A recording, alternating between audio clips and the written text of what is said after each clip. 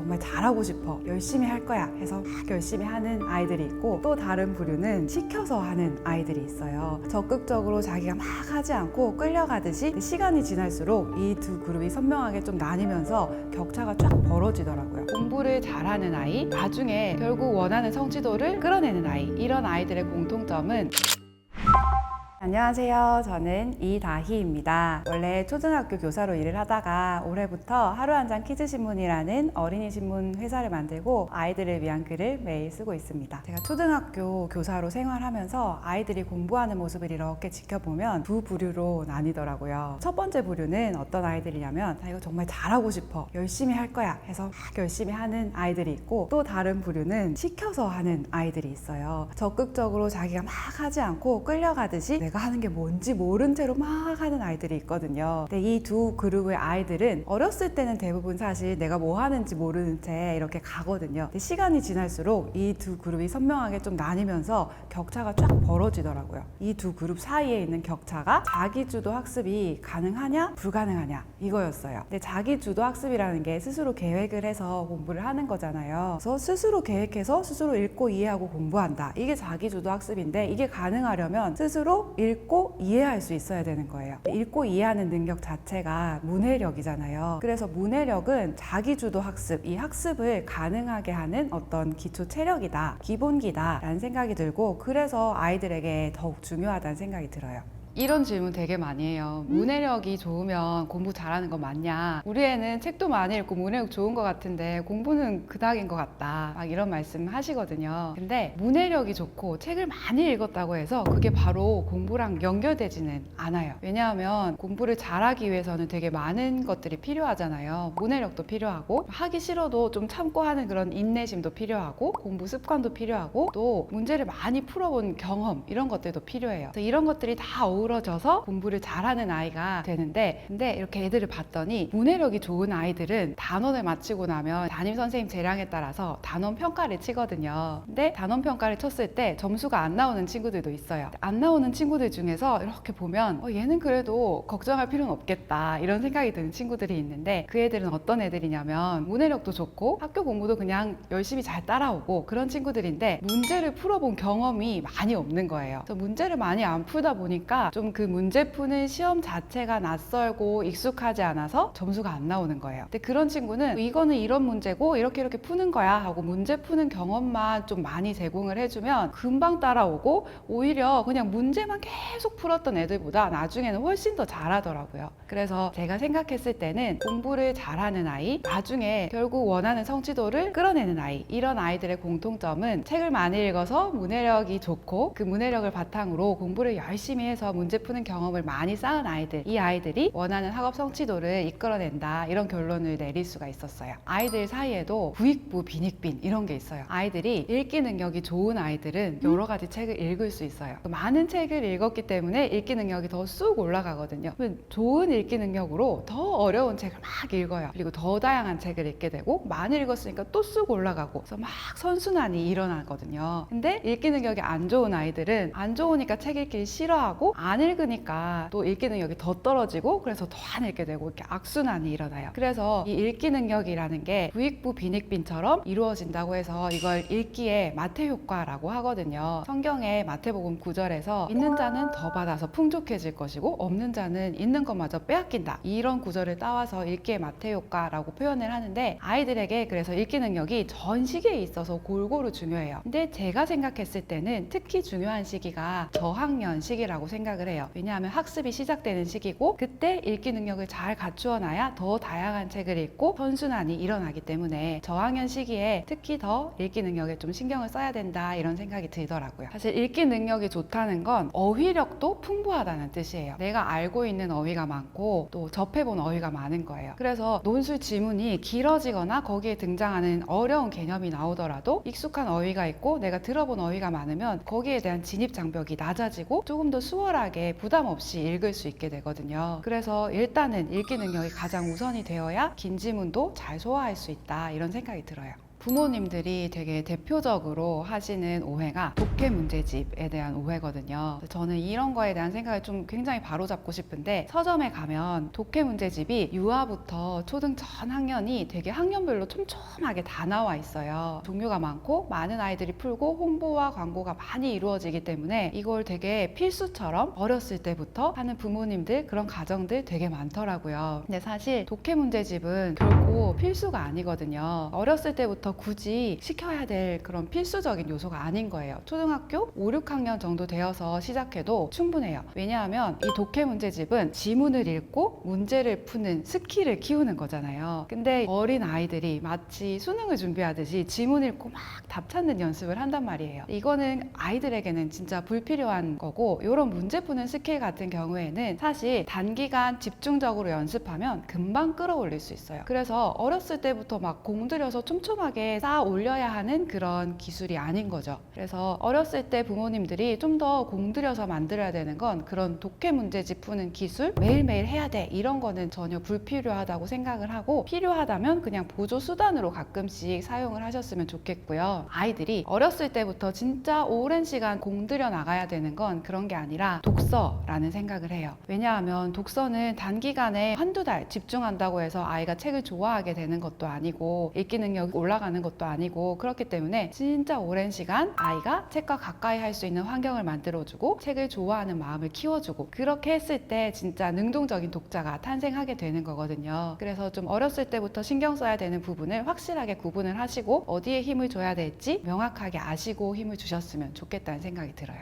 제가 가장 추천드리는 방법은 책을 읽어주는 거예요. 그러니까 아이들이 책을 안 읽어 버릇하던 친구들이 갑자기 책 읽어 한다고 해서 절대 책이 쉽게 읽히지가 않거든요. 외부의 도움이 필요해요. 누군가 도와줘야 그 도움을 바탕으로 책 읽는 아이가 되는데, 그때 가장 큰 도움을 줄 수 있는 게 책 읽어주기예요. 아이들한테 책 읽어주면, 저는 학교에서 아이들 책 매일매일 읽어줬었거든요. 너무너무 좋아해요. 어린 아이들만 좋아하는 게 아니라 고학년 아이들까지 진짜 좋아하는데, 왜냐하면 이제 우리 인간은 본능적으로 스토리를 좋아하잖아요. 근데 본인이 이렇게 읽고 있으면 너무 힘든데 누가 읽어주니까 너무 재밌고 편한 거예요. 그래서 아이들이 책 읽어주는 걸 좋아하는 그 마음을 바탕으로 매일매일 읽어주시고, 또 추천드리는 방법은 끝까지 다 읽어주지 마시고 우리 이야기 구조에서 절정 단계 있잖아요. 그 단계에서 탁 끊고 뒷부분은 이제 엄마 오늘 바빠서 여기까지만 읽어줄게, 이렇게 하면 아이가 뒤에는 궁금해서 스스로 읽는 날이 올 거란 말이죠. 그런 식으로 서서히 아이에게 그 읽기를 양도해가는 과정을 거치면서 능동적인 독자로 만들어 나갈 수 있을 거예요. 사실 오디오북도 나쁘다는 생각은 저는 안 하는데, 책과의 차이점은 책은 부모와 아이가 같이 같은 공간에서 살을 맞대고 부비면서 굉장히 정서적인 교류를 할 수 있잖아요. 사실 우리 학습적인 목적도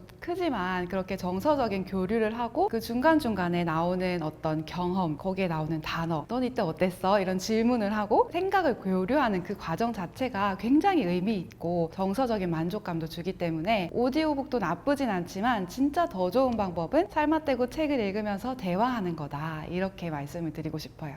주말마다 도서관이나 대형 서점이나 그런 책이 있는 공간에 아이와 함께 가는 거 정말 추천드리거든요. 갈 때 보물찾기 하는 것처럼 책 찾으러 가는 마음으로 아들이 가시면 너무너무 좋아요. 특히 도서관이나 예스24 같은 그런 대형 중고 서점 있잖아요. 그런 데는 책이 포장되어 있지 않고 이제 내부를 확인할 수 있어가지고 이게 나한테 맞는 책인지 확인하기가 더 쉬워요. 아이들 입장에서는 글과 그림이 어느 정도 비율로 있는지, 행간은 어느 정도인지, 그리고 글밥은 어느 정도 안의 내용을 확인을 할 수 있으니까 아이들이 훨씬 더 재미있게 책을 찾을 수 있거든요. 그래서 아이들 같은 경우는 우리 어른들도 그렇지만 환경의 영향을 굉장히 많이 받잖아요. 그래서 책이 있는 환경에 주말마다 찾아가는 거 너무너무 좋고, 또 가서 할 수 있는 재미있는 활동들이 있어요. 가면은 이제 책이 너무 많으니까 어떤 책을 골라야 되나, 어떤 책을 좀 추천해 줘야 되나 막막할 때가 있잖아요. 그럴 때 대부분 추천책 리스트 활용하시거나, 아니면 아이가 좋아하는 작가님이 있으면 그 작가님의 다른 책을 찾아보거나, 아니면 좋아하는 장르, 뭐 탐정물 좋아한다 그러면 그런 장르 찾아보거나, 대부분 이런 방법들 쓰실 텐데 저도 그런 방법들 되게 좋아하고 사용을 하고 있고, 그거 말고도 또 되게 재미있게 할 수 있는 방법이 있거든요. 뭐냐면 아이들이 좋아하는 재미있는 키워드를 활용을 하는 거예요. 예를 들면 마법, 비밀, 기적, 마녀, 도깨비, 소녀 막 이런 키워드를 도서 검색대에 검색하면 책들이 쫙 나와요. 그럼 그 중에서 이제 표지를 보고 이거 왠지 내 취향일 것 같아 하는 되는 책들이 있을 거란 말이에요. 그래서 그 책을 찾아서 한번 보물찾기 하는 마음으로 진짜 자기 마음에 드는 책들을 찾아보는 거예요. 할 때 이제 부모님이랑 같이 갔으니까 각자 이제 도서 검색대에서 검색을 한 다음에 진짜 내가 찾은 보물은 이거야 하고 짠 하고 보여주면 이제 놀이처럼 책에 접근할 수 있고, 그렇게 찾은 책은 또 더 잘 읽게 되거든요. 그런 방법으로 보물찾기 하듯이 책을 찾는 그런 활동을 해보시면 너무 좋을 것 같아요. 그리고 하나 더, 아이들이랑 주말에 도서관에 갈 때 부모님들이 나는 오늘 한 2-3시간은 여기서 보내겠어 라는 마음으로 가실 때도 있잖아요. 그렇게 가실 때는 소소한 팁인데 집에서 작은 간식거리들 챙겨가시면 되게 좋아요. 도서관 가면 우리 휴게실도 있고 벤치도 있고 테라스도 있잖아요. 그래서 아이가 1시간 정도 책 읽고 나면 좀 집중력도 떨어지고 몸도 뻐근하고 좀 출출해지기도 하고, 우리가 읽어주는 우리도 좀 힘들어질 때가 있잖아요. 그때 챙겨간 간식들 가지고 밖에 나가서 바람 쐬면서 이야기하고 간식 먹고 이런 시간이 또 도서관 가는 재미를 불러일으키니까 아이들도 좋아하고, 또 그렇게 하고 나면 그 다음은 또 더 집중해서 책도 잘 읽고 그렇게 되니까 그런 방법들도 사용해 보시면 좋을 것 같아요. 책에 대한 거부감을 가지고 있고 저항감 가진 아이들 많아요, 사실. 이제 그런 아이들한테는 호흡이 긴 책이나 좀 두꺼운 책, 글밥 많은 책, 이런 책은 절대 추천하지 않고, 이 아이들은 사실 책보다는 짤막짤막한 글들로 나도 읽을 수 있네 하는 읽기 효능감을 키워주는 게 중요해요. 읽기 효능감이라는 게 글을 읽고 나도 읽을 수 있어 라는 믿음을 가지는 거거든요. 이 아이들에게 필요한 게 그런 읽기 효능감이에요. 그래서 일단은 짧은 글로 그런 걸 시작하는 게 좋고, 제가 학교에서 아이들 가르쳤을 때 되게 좋았던 게 신문을 읽는 거거든요. 왜냐하면 신문은 하나의 기사를 다 읽는데 오래 걸리지가 않아요. 그래서 호흡이 짧은 그런 글을 후루룩 읽었을 때 아이가 나도 글 한 편 읽었어, 나도 주제가 있는 글을 하나 이해했어 라는 효능감이 생기기 때문에 너무 좋고, 그래서 제가 그때 아이들이 이렇게 변화하네, 신문을 읽었더니 효능감이 생기고 책까지 번져가네 라는 거에서 되게 강한 믿음을 가지게 됐고, 그래서 이제 제가 신문을 만드는 일까지 하게 됐거든요. 그래서 책을 좀 싫어한다, 거부감이 있다 하는 그런 친구들은 짧은 글로 시작을 해보는 걸 추천해 드려요. 신문을 통째로 절대 주면 안 되고, 신문 기사가 굉장히 많잖아요. 그 중에서 왠지 아이가 좋아할 것 같고 좀 아이 취향에 맞는 것 같은 기사들이 있어요. 보면 그런 기사를 절대 통으로 주지 말고 오려서 조그맣게 해서 주거나, 아니면 아이 수준에 맞는 어린이 신문이나 어린이 잡지 이런 것들이 있어요. 그런 것들 활용하시면 좋을 것 같아요. 저도 초등학교 2학년 아이를 키우고 있는데 그런 문제가 많다라고 생각을 해서 영어 유치원을 선택을 하진 않았는데, 영어 유치원 선택한 아이들도 각 가정에서 어떻게 케어를 하느냐에 따라 달라질 수 있다고 생각을 해요. 영어 유치원에서 정말 영어만 몰입해서 했을 경우에 한글책은 읽지 않고 정말 영어에만 몰입한다 하면 당연히 경험이 없으니까 문해력이 부족해질 수밖에 없는데, 그런 문제를 알고 집에서 많이 보완해주면 그런 문제를 해결할 수 있지 않을까 하는 생각이 들어요. 사실 핵심은 책을 읽는 거예요. 문해력 뜻 자체가 읽고 이해하는 능력이 문해력이잖아요. 그래서 책을 많이 읽고 책을 충분히 읽어보고 그거를 자기 힘으로 이해하는 시간을 많이 가진 친구들이 문해력이 높아질 수밖에 없고, 많이들 생각하시는 독후감, 사실 그건 득이 될 수도 있고 실이 될 수도 있어요. 왜냐하면 책 한 권을 읽고 무조건 한 줄이라도 독후감 남겨야 돼, 이런 규칙을 세우고 있는 가정도 있더라고요. 근데 우리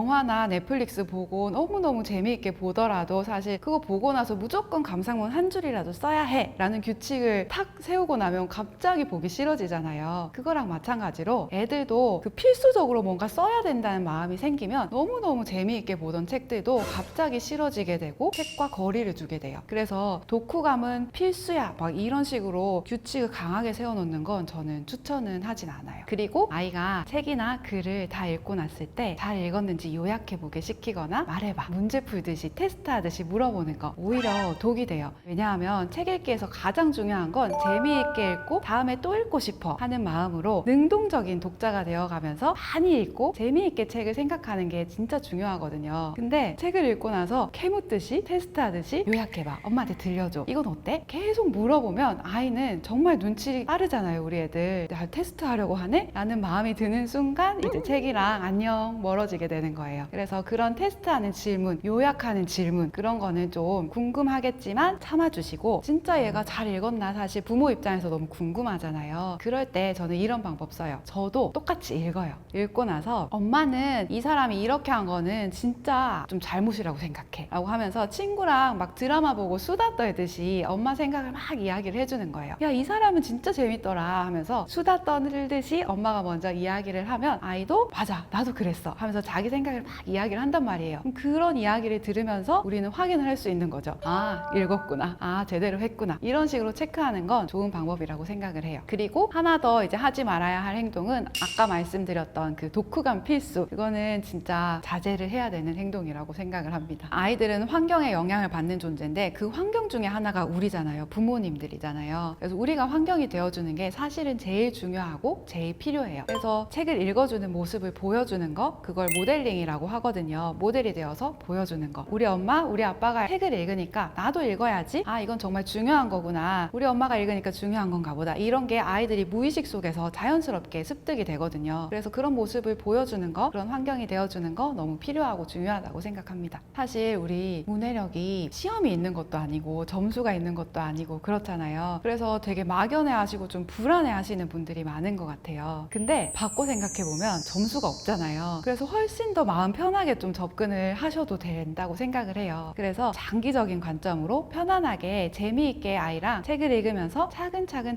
쌓아갔을 때 어느새 아이가 문해력이 쑥 자라있는 걸 확인을 하실 수 있을 거라고 생각하거든요. 그래서 편하게 멀리 보면서 차근차근 키워나가셨으면 좋겠습니다.